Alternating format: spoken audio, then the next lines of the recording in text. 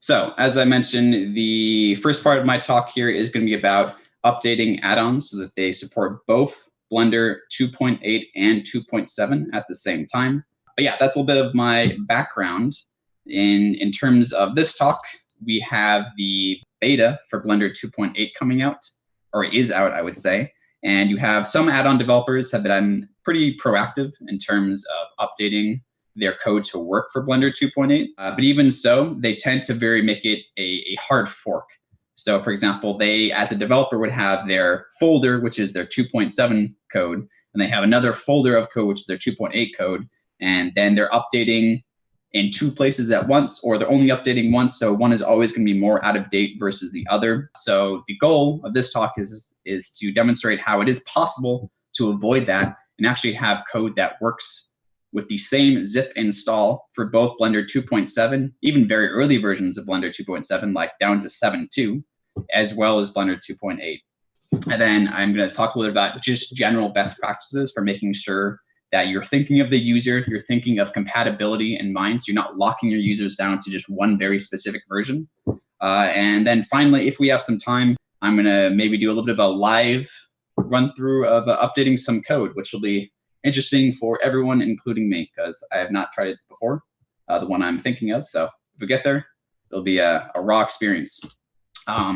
With that, I will, slides are boring. So let's get out of this. To prove my point, you can live in a world where you have an add-on that works for both. So I'm going to just quickly restart Blender and show that I have a little custom build of this that I'm working on, where I install the add-on from, let's go to here, and I'm going to install this version of it. Now, when this one installs, after a moment, you'll see that it will pause for a moment. And look at that, it works great. And just to prove my point, the same add-on code, I'm going to actually open up a wildly old version of Blender.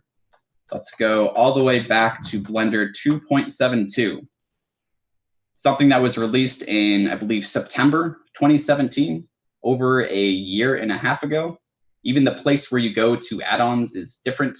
The UI is crazy in the sense that I forgot that at one point in time, the checkbox was on the right as opposed to the left.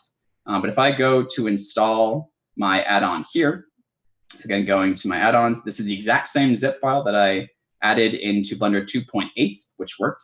And now when I install it here, wait for a moment, I go to check the box, and boom, it works. It gives me a little warning saying this was made for Blender 2.8. Again, we'll get into why it does that. But you see the same exact code that I distributed for 2.8 also works down as far as Blender 2.7, and that's super powerful. So as a developer, I no longer have to worry about having code in multiple places. I'm just working on one.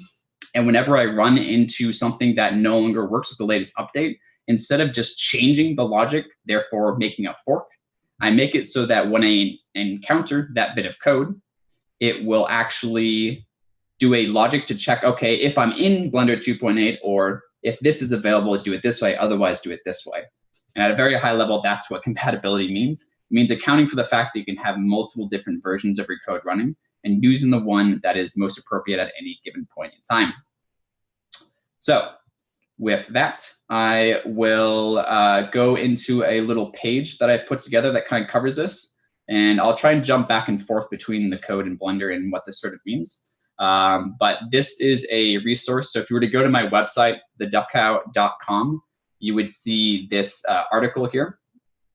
And clicking on this, the update add-ons for both Blender 2.8 and 2.7 support. Scrolling down, you'll see I have a bunch of different sections that cover examples of code that specifically will work with 2.7 but doesn't in 2.8, and how to specifically address it in a way such that your code doesn't break 2.7 if you use the 2.8 options. And again, I realize at this point, I'll probably be getting a little bit more technical. So people who aren't actively add-on developers or Python scripters in Blender will get a little bit glossed over. But again, maybe it also gives some insights of the things that we developers have to deal with, especially when it comes to updating to Blender 2.8. So this first one up here, you'll notice, is specifically talking about how, and I can even make this a little bit larger perhaps.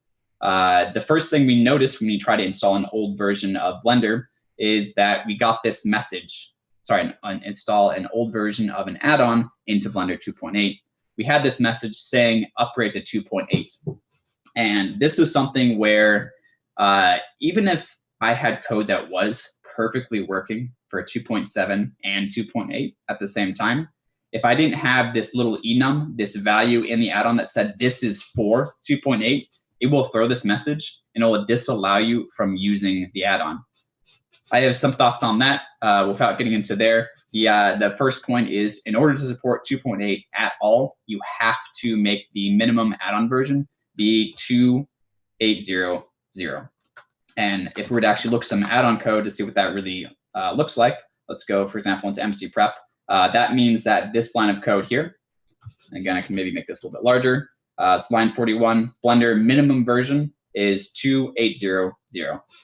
This is also the same reason why we did see the little warning pop up in Blender 2.72, is because it was looking at this field. It said that, oh, this add-on was made, quote unquote, for Blender 2.80. I'm going to throw a warning, but I'm going to still let them use the add-on in case it still works. And in which case, we are actively making sure it still works for very old versions of Blender. So that's the first main change you would have. That's the first change you're going to make to get started on this wonderful journey of supporting 2 add-ons at once. Beyond that, there's a number of other main things. I'll go into one that's a little bit more of a easy to grasp, I'll say. So one of the big changes in Blender 2.7 versus 2.8, I'll even just throw them side by side here. Oop, I guess that's 2.7. Let's open 2.8 again. Over here, not that, that's a DLL. And we will try and move this to the side. Go on, there we go. So in Blender 2.7, we have groups instances. So our groups would all set up there. So I already do Control G, I now have a group, and it's called the group. In 2.8, obviously, or maybe not obviously, you're not aware, we have collections. And you see here, instead of groups, I have collections. So functionally, they are used a little bit differently. For example, in Blender 2.8, you don't have layers. But for our purposes, the point is that there's a difference. So code in 2.7 that would use groups in any form of way would no longer work in 2.8 because now they're called collections. From a code standpoint, and again, we're going to get super technical here. So I'm going to try and go over to my scripting tab here. The way you access groups or collections, depending on which version of Blender you're using, over here, it's literally bpy.data, and I have locks caps on. Also, why don't I increase my resolution of the system so you can actually see what I'm doing. So let's say 100 there. And let's see if I can find it quickly for Blender 2.8. I probably will not be able to. Preferences, interface, maybe. Scale, that's awesome. Let's do like 1.4, that equivalent. Anyway, so in Blender 2.7, we do bpy, again, I have lock caps. Goodness, bpy.data.groups. And then from there, you can see all of your groups, such as in this one, it's just groups. Whereas in Blender 2.8, it is bpy.data.collections. So the lazy developer would go through all of their code and literally replace the word group with the word collection. And then suddenly their code in 2.8 may more or less start to work. Now, semantically, you use collections a little bit differently in many cases in Blender 2.8. For example, you always have a scene collection, a master scene collection, because you don't have layers, you have view layers. Whereas Blender 2.7, you can have something that's not in a group. In Blender 2.8, something is always in a group, either a collection, when I say group, I meant collection, it's either in a collection or it's in what's called the scene master collection, which should be C for context dot collections dot master. I believe it's master dot collection. Anyway, so the point is everything is in a collection. So again, the bad way to update your code would be to just simply replace the word groups with collection. The better way, as I am suggesting at, is do a little bit more logic than that. Now, when I talk about logic, and I can even just do it here, So let's say I have some code. So I'll have import BPY, and I want to access the groups. I could do something like if bpy.app.version is equal to or greater than, and then we'll say 280, like that. Then I would say groups, or let's maybe call it let's just call it calls for collections equals bpy.data.collections. Else, and then we'll do calls equals bpy.data.groups.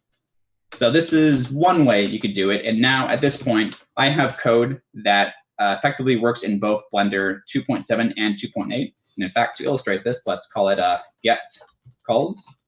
And I'm going to indent this a little bit.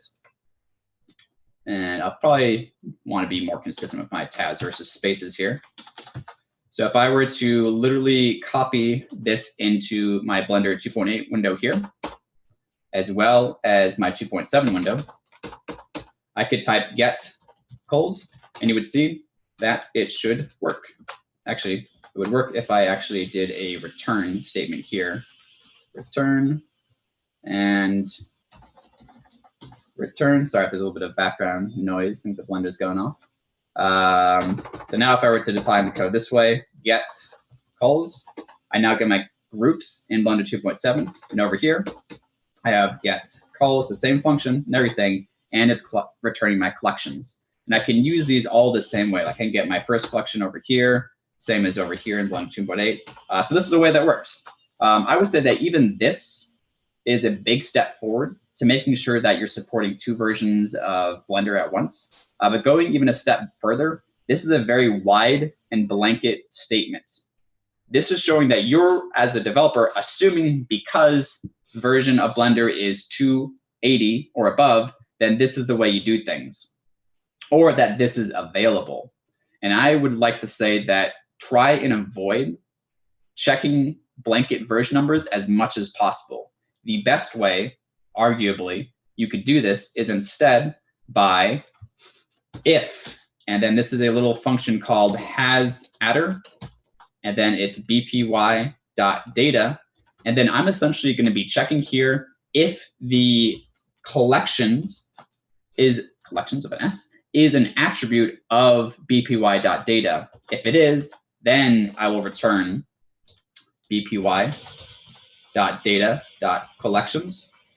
And on the reverse side, I could either do else, because I, as a developer, pretty much know that collections are only available in 2.8. So if it's not collections, then it has to be data. But maybe I'm even future thinking, and I'm thinking, okay, what if in the future they rename collections to be collection or something silly like that?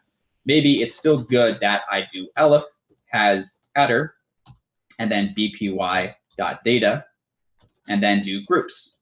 So I'm explicitly acknowledging all these situations of which my code could be existing in Blender. Return bpy.data.groups. And so this is now a much more specific, if you can understand, a specific bit of code that gets you the groups or the collections. And the reason why this sort of approach is important is especially true as Blender 2.8 continues to change. Things are renamed, things are moved around or change their functionality, or even the syntax may be different. So only knowing that you're in Blender version 2.8 or not isn't always going to be enough. And it also helps future-proof yourself a little bit more. So if you have multiple versions of things, and some things are going to be dependent on the exact version of Blender, some things will be the version like the subversion or even other install attributes. Doing this where you directly check the thing that you're trying to get at, whether or not exists, is a much more optimal way. And so hopefully that's a pretty clear example. I have a little bit of code over here. Again, I'll try and make it a little bit larger. That shows me taking this logic and applying it to a lot of different places. So this is a great example of it. Getting user preferences. This is something that changed from Blender 2.7 to Blender 2.8. It used to be that user preferences were just called user_preferences. This is how an add-on would get things like your path settings or which add-ons are enabled, or things like that. But in Blender 2.8, it renamed it to just preferences. Now, a little bit more context than that is that actually only later versions of Blender 2.8 started to rename preferences this way. And so earlier versions of 2.8 were actually still using this method of user_preferences. So if you were a developer at that point and you were trying to support even just Blender 2.8, it now would depend on the build of Blender 2.8, because builds after some date would be using preferences, and before some date would be using user preferences. So if you were using code before that was checking against the Blender app version, much like I am up here, then it wouldn't have actually worked for you, because you would have still been failing either for the newer or the older versions of Blender 2.8. That's exactly why this approach of using a check for the specific thing you're trying to get at and whether it exists is better than doing blanket, wide-ranging statements of checking against the Blender application version. And so you can see this is a resource that is pretty much directly from my website here. So if you were to click into these different areas, you could see, for example, something like lights or lamps were renamed to lights in the code. It used to be bpy.data.lights or lamps, I guess. And now it's .lights. So it's like a minor difference, but you have to account for that in the code, even though the user may not ever even realize that was the case. I didn't realize this until my code broke. And then I'm like, why is it not working? It's lights don't exist anymore, or lamps. I already don't remember which way it used to be. But again, that's why this is very helpful to set up sort of utility functions like this. The way that I approach my code is that I will, exactly like this, have a utility file where I import the specific functions to use them, instead of trying to do this logic in every single place. So for example, if I were to go into my MC Prep add-on over here, and I were to go I'm gonna actually cheat a little bit and just copy the function I'm gonna be looking for. So this is my UI code, for example. And you can see that what I'm trying to do on this line of code, or you probably can't see unless you understand Blender UI code, but what I'm trying to do is make a split between the interface from a left-hand side to the right-hand side. If I were to go into my add-ons here and then search for MC Prep, and then enabled it, you would see it's what allows me to do this here. You see I have a left-hand side that's a consistent, like, what is it, 30%? Well, I save it somewhere else. Like a 30% of the width of this line is this label. The rest of it is this drop-down. That is done by using a layout split. But in Blender 2.7, it was called, and I actually don't remember because I'm always going to mess it up now. It used to be that you would give in a parameter that was called percentage, but in Blender 2.8, otherwise the same, but instead of calling it percentage of the left-hand side split, you would call it factor. And so instead of having to do an if-else a million times in my code over here, which I guess I lost, instead of doing that a million times wherever I had the layout split, like I wouldn't want to have an if-else statement on every other line of code. That would be terrible and very verbose and unnecessary. Instead of doing that, I just have a utility function which I import, which is my layout split, that has a uniform method or naming for arguments, so that no matter if it's Blender 2.7 or 2.8, I just use the one that I need to. This is one of the rare cases where I actually would advocate for using the check against the Blender app version, because it's harder to tell if a argument name has changed between one version and another. It's not very easy to see that inside of a function. So in this case, it is a wide sweeping statement that I use blender.app.version. Another call out, which you probably wouldn't need to worry about for any recent applications made in the last like 2 years, but there was a time that the Blender API didn't even have a version number with it. And so most of the code I have also does a check to see whether or not version is something that exists. If it doesn't, it's definitely not Blender 2.8 because that was added a long time ago. But these are the sorts of things that I do in order to make sure that I am supporting a wide number of different Blender versions, all the way down to Blender 2.72. Like a year and a half ago, that seems like a long time for Blender developers and Blender users. But if you think of like corporate software, like Windows or operating systems, like a 1.5 your timeline is very, very short. And for what it's worth, I know that I have users of this add-on specifically that are using Blender 2.72 still. Not very many. Once in a while, they complain that there's something that isn't quite working, even though the rest is. And then that's how I realized, oh, I still have a Blender 2.72 user. I'm glad that I put in the little bit of extra effort to support their use case, as opposed to just saying, screw it, I'm only going to do like 2.8 now, which would be really bad because there's still a lot of people using Blender 2.9, 2.79 and earlier. So again, the high level message is it's worth putting in the little bit of effort to address these changes. So most of these are pretty self-explanatory. It's, again, does this thing exist? If not, do the other one. Again, this is the same example we were just looking at where I return the collections or the groups based on what is available. But one other more nuanced change that a lot of people will be getting kind of up in arms around is the change around Python field annotations. So Python field annotations, this is a new syntax that's specific to Python 3.6, wherein instead of naming properties of classes using like prop name equals something else, you use the syntax of prop name and then you have a colon and then the property you're trying to register. Essentially, this is a way to help indicate it's a little bit more readability, but it helps indicate that this is a property. It's not just a variable. It's actually registering it with the class. But the problem is that this syntax here is not recognized in the versions of Python that Blender 2.7 uses. And so I have an illustrative screenshot or a picture of a screen here that shows what would happen if you as an add-on developer didn't make this change in your code. In Blender 2.8, it spits out all of these warnings. Every single property you use in an operator or elsewhere would spit out this make annotation, and then it would give all this garbage. And it would work for now, but sometime in the future, it may stop working. And again, when I say a property, what I'm referring to is if I were to move this cube around, you notice you have this redo last menu. The move and these options here, these are all properties.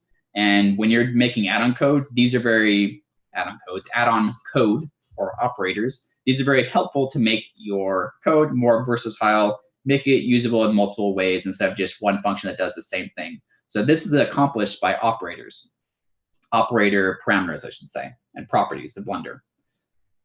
So the point is, right now, you could just ignore it. But again, someday in the future, these may turn into errors, in which case, again, you'd be forced in the situation, well, this syntax only works in Blender 2.8, so I have to have my Blender 2.8 code on the right over here, and then my Blender 2.7 code, which doesn't use this colon operator.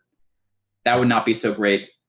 But I was able to come up with a way, or some Dark Blender 24 recommended some code that he found is working for him that actually gets around this issue, which is quite interesting. And essentially, we're actually applying the annotations programmatically.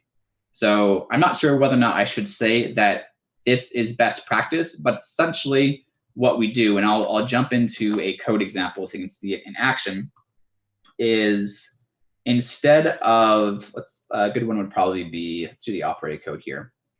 So instead of, for example, instead of typing error and then colon, and then the rest of this here, which is how Blender 2.8 kind of wants you to do it. Instead, what we do is we keep it using the old syntax. And then when we go to register the classes, which all have to be done explicitly now, coming all the way to the bottom of this file, you'll notice we do something a little bit kind of cheating, I'll say. So firstly, we have this list of all our classes. Functionally, these are all of our operators that we have defined, as well as our panels or menus, preferences, for example. And you'll see that the one we were just looking at is, of course, here. This actually has to do with that add-on updater code that I was referring to before. So this is the pop-up menu that shows, hey, your add-on installed successfully. And it has a property for whether or not there was an error, and it would display the error if there was one. That's kind of how I have it set up. But you'll see that when we go into the register code, we do this funny little thing where we do a loop over all classes, and then we do utils.register class, This is normal Blender. This is not new, but just directly before we register the class, we run the class through this function called make annotations. And this is the same as the code that we're looking at here. This function essentially programmatically applies the equivalent of the annotation, which is the same as writing prop name colon and then the actual Blender property. And from Blender's checker or instantiation perspective, this is the same. So I won't go into the details of explaining this. And again, here, maybe we could do better than using a wide sweeping Blender app version check. But the point is that this then gets around the need to use the new notation. And even when it comes to the day where that new syntax would throw errors, you would actually end up being able to still use the old syntax as long as you ran the class name through this sort of decorator or through this thing that modifies the class just before you register it with Blender. So I would say, again, this is super technical, really only for the developers listening in right now. But this was the key for me that made me able to actually run code for different versions of Blender, like Blender 2.7 and Blender 2.8 at the same time. Otherwise, it was kind of a non-starter because of this syntax breaking thing. There are some other examples of this. Another one I'll point out if I've updated onto this page, yes, I have, is for matrix multiplication. Again, the version of Python in Blender 2.8 uses a modern or a improved version and set of abilities out of the box for matrix multiplication, distinguishing between scalar and dot multiplication, for example, versus cross multiplication of matrices or vectors. But net at the point is in Blender 2.8, you have this notation of at for multiplying two matrices together. And that syntax will break or doesn't work in Blender 2.7. So essentially in Blender 2.7, you would write A star B. In Blender 2.8, you would write A at B. So how do you manage that? Even if you did our if-else statement, it just wouldn't work because Blender 2.7 doesn't recognize the syntax. So even if you have it in another logical block, it would still throw an error when you try and do A at B. So instead, what we do is we go a little bit lower level. So in this case, I'm importing the operator module. This is essentially the underlining code or the same as instead of writing A times B, you would call multiplication, first argument is A, second argument is B. It's actually the function that exists underneath the logic which the Python interpreter applies to this symbol, which is the asterisk, which is a long way of saying, basically, instead of writing matrix multiplication like this, you would use this matmul operator, or function, I should say, that would call based on the version of Python, either the original A star B, or if it's Blender 2.8, it would call the matmul operations so that you avoid writing the A at B down here. One side note is, why don't I just use this in both function branches?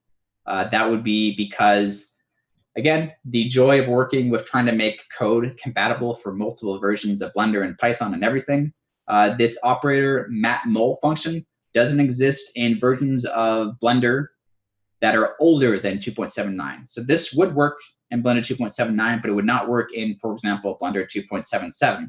So it's more safe, or safer, I should say, if you use the actual direct notation of the asterisk for older version of Blenders, and only use this for the newer version of Blender because you know that this operator matmul function or method exists. So that was just an example. All right, we're at 11:25 now, so I probably won't have time to go through and live demo updating an add-on. What I was hoping to do was actually go into my GitHub, and then I was going to pick one like the Blender's effectors and show how I would update this to work with Blender 2.8. But in 4 minutes, I can at least kind of conceptually describe the steps I typically go through. And how I use this resource page that I put together. So if I were to literally open this code, I'm not going to actually pull this into Blender or anything. I'm just going to kind of live do it just for a couple minutes here and show you how I would go through. But essentially, the first thing I would be doing is I would, as I mentioned before, the first thing you have to do is actually update this minimum Blender version. That's just a blanket thing you have to do. After that, I would go through and probably make sure that I have all of my classes defined in the same way. And so basically, I want to create a function at the end of my code here called classes, not a function, but a tuple, classes equals. And then in here, I want to insert all the name of my classes in my file here. That's a little bit annoying to go through and find them manually. I suppose I could copy them this way, but this is where use your text editors or your integrated environment to the best of your abilities. I'm going to search for something that is class and then a space. And then I'm going to use my find all function and use the powers of multiple selection to select this bit of code. And while you didn't see it, I actually have copied to my clipboard all instances of class names such that I can go into here, now press paste, and I have all of them. I'm going to then get back to my multiple selection, just add a comma at the end and indent. And voila, we now have a tuple of all our class names. Be careful that you didn't pull in things that aren't actually classes. Like I think this was just the text that came after the word class in a, as you can see, as a comment here. So that's not really an actual class. So I'm gonna delete that. And now, instead of writing this code down here, I'm going to delete all this. Just comment it out for now. That's fine, okay. So then I would do for CLS, which is short for classes, in classes, I would do bpy.utils.register, I can spell register right, register class, and then CLS. And again, the little trick that we do is we add in the make and annotations call here so that it actually does the update of making sure we don't have to use the colon equals syntax for properties. And okay, so I'm using this function that I haven't declared yet. So let's actually copy this in. I would go back to the website page. I would go to this top section here where I first copy this code here. This is all CC0 or open GPL license, so anyone can just go through and copy this. And look, I now have my function. I'll make sure I actually spelled it correctly. Looks like I did. And yep, so that's great. Then in the unregistered class, I'm going to do the reverse, essentially, where I do for CLS in reversed. And I don't know why I'm in lock caps again. I'm actually not usually using this keyboard, so I'm a little bit awkward here. For CLS in classes, except we want to do reverse so that it does it in reverse order. Most times that doesn't really matter, but it's good to do. And then here, all we have to do is I'm just going to cheat and copy this. Unregister the class. And again, we're going in reverse order because sometimes when you have class registrations, for example, if your first class that you register is actually a set of properties or the preferences, and your later classes use those preferences, you would want to make sure that's available first. But again, when you're unregistering, you want to make sure that the properties or the foundational classes you register are the last ones to go. So from there, what I would do is I would try and enable this add-on in Blender. I would see where it complains. Most likely there are cases where I would have, for example, label and then directly a quotation where one of the updates you'll find you have to make is, text equals, and then the actual label itself. That's one of the changes that has to do with making sure you have explicit arguments. But again, I would just kind of go through. The console window is your friend, wherever it may be. So it's usually under Window, toggle System Console if you're on Windows. If you're on OS X or on Linux, then you would just start it from a terminal to begin with. And you would just basically see what are the messages that the console is telling you. And when you need to do updates, refer to a place like this to see what are the updates you need to make. And if you don't find an example that's here that you ran into, please just let me know. So again, it's theduckcow.com, and then it's one of the first main articles I have on the homepage right now. Or you can just search for update add-ons with both Blender 2.8 and 7 support. And if you find that there's something that's not here that you think is useful, go ahead and join the discussion here and say, hey, I found something else. How do you do this? And then I can update the resource page so that other people can benefit from this. So this is really meant to be a resource guide for developers. Again, my name is Patrick W. Crawford. I'm the Duck Cow often. And if you have questions, these are all the various different places you can find me. I'm happy to be of help. So don't feel shy of reaching out to me. And yeah, thanks so much for the time.